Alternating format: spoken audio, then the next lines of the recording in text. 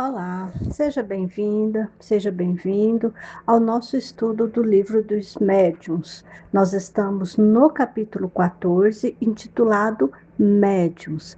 Agora nós vamos conhecer os diferentes tipos de médiuns apresentados por Allan Kardec e começaremos pelos médiuns de efeitos físicos.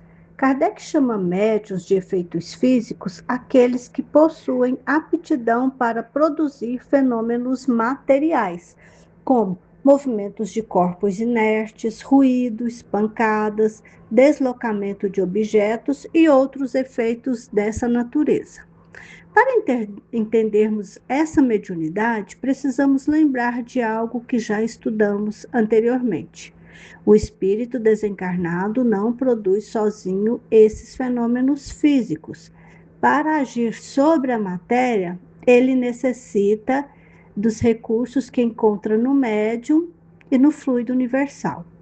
O espírito combina o seu fluido perispiritual com o fluido animalizado fornecido pelo médium, formando as condições necessárias para produzir determinados efeitos sobre a matéria.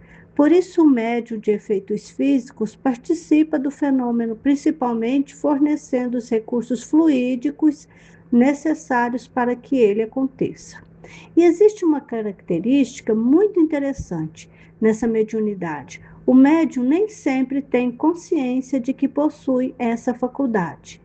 Kardec explica que existem médiuns de efeitos físicos facultativos e involuntários. Os facultativos são aqueles que conhecem sua capacidade e produzem determinados fenômenos pela vontade, desde que, naturalmente, exista também a participação dos espíritos. Isso é importante, porque o médium pode oferecer as condições, mas não comanda os nossos irmãos desencarnados. Já os médiuns involuntários ou naturais são aqueles em cuja presença os fenômenos acontecem espontaneamente, sem que tenham consciência de provocá-los e, algumas vezes, até mesmo contra a sua vontade. Podem ocorrer pancadas, ruídos, movimentos de objetos ou outros acontecimentos aparentemente inexplicáveis e a própria pessoa não perceber inicialmente que esses fenômenos estão relacionados à sua presença. Isso também nos mostra que a mediunidade ela não depende da crença da pessoa. Alguém pode possuir uma faculdade mediúnica mesmo sem acreditar nos espíritos ou sem conhecer a doutrina espírita. A mediunidade é uma faculdade e não uma recompensa, um privilégio ou uma demonstração de superioridade espiritual. Outro ponto importante é que nem todo fenômeno físico deve ser imediatamente atribuído aos nossos irmãos desencarnados. Kardec sempre recomenda observação, investigação e prudência. Antes de considerarmos um acontecimento como mediúnico, precisamos afastar as possíveis causas naturais. Os médiuns de efeitos físicos, eles tiveram uma importância muito grande no início do espiritismo, porque foi justamente através dos fenômenos materiais, como as mesas que se movimentavam, ruídos e pancadas, que muitas pessoas começaram a investigar aquilo que estava acontecendo.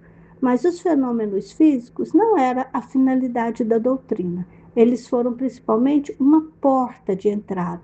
Chamaram a atenção para a existência de uma realidade que não podia ser explicada apenas pelos sentidos materiais e abriram caminho para algo muito mais importante: a comunicação inteligente entre os nossos irmãos desencarnados e, posteriormente, os ensinamentos morais e filosóficos trazidos pela doutrina espírita.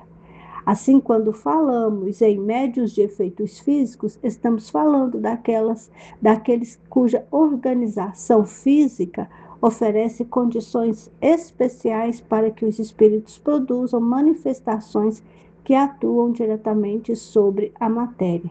E, mais uma vez, percebemos que o médium é um intermediário.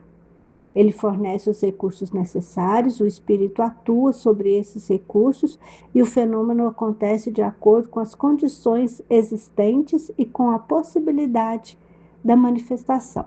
Até o nosso próximo estudo.